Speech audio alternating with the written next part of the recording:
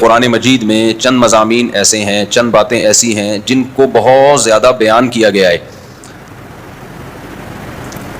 بہت زیادہ اس کو ریپیٹ کیا گیا ہے.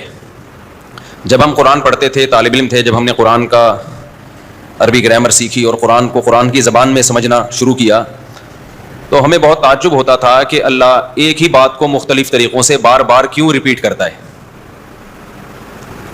ایک دفعہ اللہ نے بتا دیا اس کائنات کو اللہ نے بنایا ہے، ایک دفعہ بتا دینا کافی ہے. اللہ نے بتا دیا کہ وہ جو بنانے والا ہے اکیلا ہے، اس کے ساتھ کوئی شریک نہیں ہے، ایک دفعہ بتا دیا کافی ہے.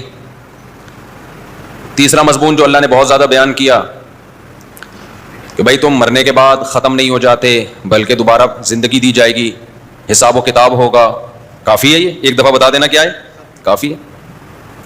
ایک پھر جو لوگ نافرمان ہوں گے ان کے لیے جہنم ہے، اور جو نیک لوگ ہوں گے ان کو جو بدلہ ملے گا وہ جنت کی صورت میں ملے گا. ایک دفعہ بیان کر دینا کافی ہے.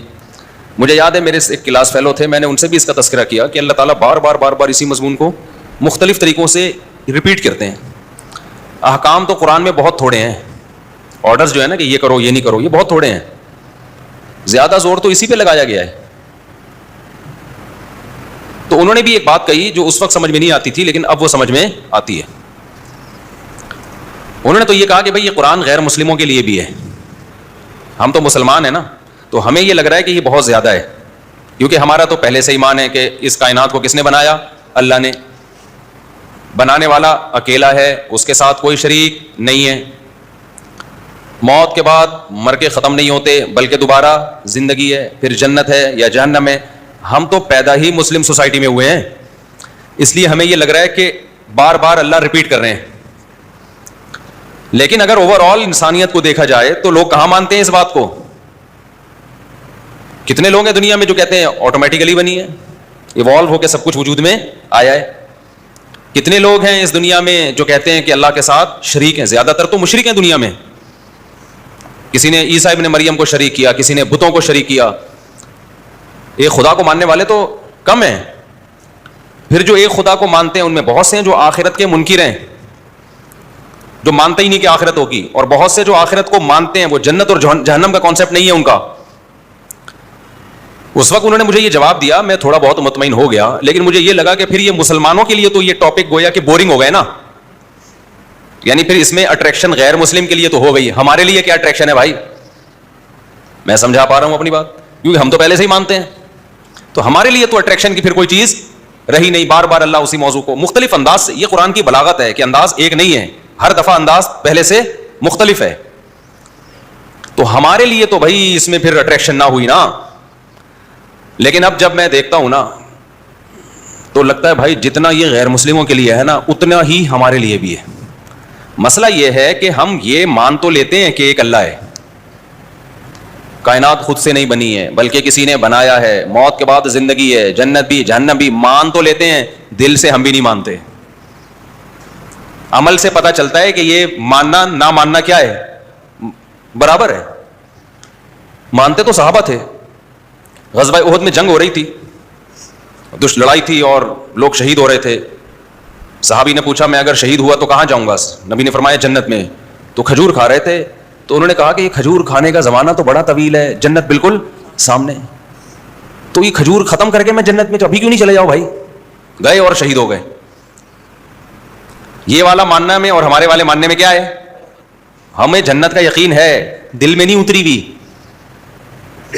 انہیں جنت گردن کٹوا رہی ہے ان سے، اور ہماری جنت ہمیں فجر کی نماز نہیں پڑھوا رہی.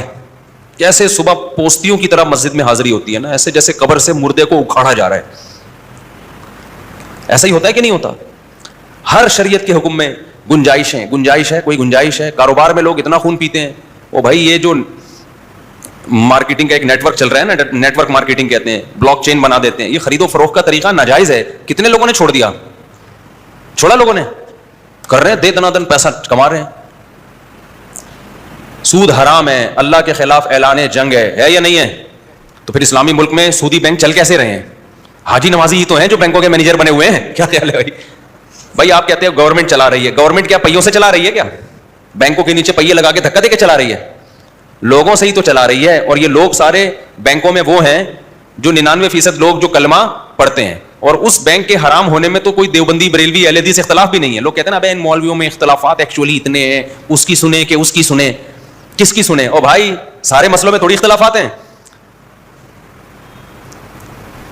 ہمارے بڑے بھائی کے ایک دوست تھے, وہ بینک میں بڑی اچھی پوسٹ پر تھے. انہوں نے کہیں سے ادھر سے فتوا لیا نا کہ یہ بینک کی جاب کیسی ہے, انہوں نے کہا حرام ہے. یہاں سے فتوا آیا بنوری ٹاؤن کا کہ کیا ہے, حرام. انہوں نے کہا بھائی مولویوں کو کیا پتا.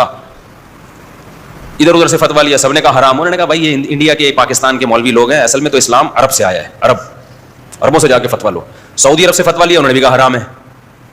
خود گئے سعودی عرب, انہوں نے کہا اصل تو جامع ازہر ہے بھائی, اصل کیا ہے, جامع ازہر ہے, صدیوں پرانی. وہاں سے فتوا لیا, وہاں سے بھی حرام. لیکن ان کے دل میں اللہ کا خوف تھا, انہوں نے چھوڑ دیا. انہوں نے کہا یار کوئی بھی گنجائش نہیں دے رہا ہے جیسے. بریلیوں سے فتوا لیا, انہوں نے بھی حرام. اہل حدیث سے فتوا لیا, انہوں نے بھی حرام. تو ایک آدمی نے چھوڑ دی نا, 99% تو نہیں چھوڑتے. ایک طرف اتنی وعیدیں, فَأَذَنُوا بِحَرْبٍ مِّنَ اللَّهِ وَرَسُولِهِ, اگر تم سود لین دین نہیں چھوڑتے, اللہ رسول کا تمہارے خلاف اعلان جنگ. اس سے بڑی کوئی دھمکی ہو سکتی ہے بھائی؟ اعلان جنگ کا مطلب دشمن کا تو سب کچھ حلال ہوتا ہے. لیکن دے دنا دن بینک مینیجر کو آپ سمجھاؤ کہ بھائی یہ حرام ہے, کہہ رہے مجبوری میں کر رہا ہوں. پھر کہتے ہیں حرام مجبوری میں جائز ہو جاتا ہے. مجبوری کیا ہے بھائی؟ مجبوری میں لینڈ کروزر لے کے گھوم رہے ہیں مینیجر صاحب. شدید مجبوری ہے جس کی وجہ سے رکشے اور چنچی میں سفر. اللہ نے واقعی مجبوری میں حرام کو حلال کیا ہے. قرآن میں ہے کہ مجبوری میں حرام کو اللہ کیا کر دیتے ہیں, حلال. ما جعل علیکم فی الدین من حرج, اللہ کہتے ہیں ہم نے دین میں تنگی نہیں رکھی ہے. مگر وہ تنگی اللہ نے بیان کی ہے. بھوک سے مرنے لگو, پیٹ کمر سے چپک جائے, جان بچانا مشکل ہو جائے, تو خنزیر کو اللہ نے آپ کے لیے حلال کر دیا جان بچانے کے لیے, کہ جان بچاؤ, پہلے جان بچانا ضروری ہے. تو بینک کا مینیجر اگر اس کو پتا ہے کہ میں نے بینک جاب چھوڑ دی تو کھانے کے لالے پڑ جائیں گے, روٹی نہیں ملے گی, بھوک سے مر جاؤں گا میں, تو جب مرنے لگے گا تو کر لے بھائی. تو میں یعنی اس میں اپنے آپ کو بھی شامل کر رہا ہوں, میں کسی پہ ملامت نہیں کر رہا. ہم سب ایسے ہیں, باتیں ہماری بہت بڑی بڑی ہیں, منہ سے ہم سب بولتے ہیں جنت پر ایمان, جہنم پر ایمان, اللہ پر ایمان. لیکن جو ایمان کا تقاضا ہے, جو جنت پہ یقین رکھتا ہے, اس کا عمل ایسا نہیں ہوتا جیسا ہم لوگوں کا عمل ہے. وہ تو صحابہ اس پہ پورے اترتے تھے بس اس معیار پہ. تو اب اندازہ ہوتا ہے کہ بھائی صرف ایمان لے آنا کافی نہیں ہے, بلکہ ایمان کا بنانا ضروری ہے. اس کا دل کے اندر اتر جانا ضروری ہے کہ کائنات بنی نہیں ہے, بنایا ہے کسی نے. بنانے والا ایک اکیلا ہے, اس کے ساتھ کوئی شریک نہیں ہے. شرک کتنا ہے ہمارے مسلمانوں میں, اللہ بار بار بار بار شرک کو حرام کرتا ہے. ہم تو کہتے ہیں یار بار بار اللہ ایک ہی موضوع کو ریپیٹ کرنے, ایک دفعہ بتا دینا کافی تھا. لیکن مشرک مسلمانوں میں اتنے ہو گئے ہیں, یعنی مسلمان سے مراد من حیث القوم جس کو مسلم کہا جاتا ہے, ان میں اتنے ہو گئے ہیں کہ لگتا ہے کہ اللہ تو نے جتنا شرک پہ رد کیا, تجھے تو اور زیادہ رد کرنا چاہیے تھا, اور زیادہ رد کرنا چاہیے تھا. بہانے سے کوئی نہ کوئی شرک لے آتے ہیں. تو شرک کو دیکھ لو آپ, پھر آخرت پر یقین کا حال دیکھ لو. موت کے وقت بھی اب لوگ یعنی سدھرنے کے لیے تیار نہیں ہیں. پہلے نا کسی کو ہارٹ اٹیک ہو جاتا تھا, انسان کا بچہ بن جاتا تھا, یار اللہ کی طرف سے اب تو بھائی ایک علامت آ گئی ہے بیٹا, اب سدھر جاؤ, انسان بن جاؤ. پہلے ہم نے دیکھا تھا لوگوں کو ایک بیماری آئی, بڑی نکلے, توبہ طائب کر کے اللہ تو نے جھٹکا دے دیا, اب میں انسان کا بچہ بنوں گا, نمازیں شروع کر دیتا تھا, داڑھی بھی رکھ لیتے تھے, اور بس بھائی اب بہت بدماشی ہوئی. اب 3 اٹیک ہو چکے ہیں. جیسے ہی آپریشن میں ہوش آتا ہے نا, تو سب سے پہلے ٹی وی لگا کے بیٹھ جاتا ہے.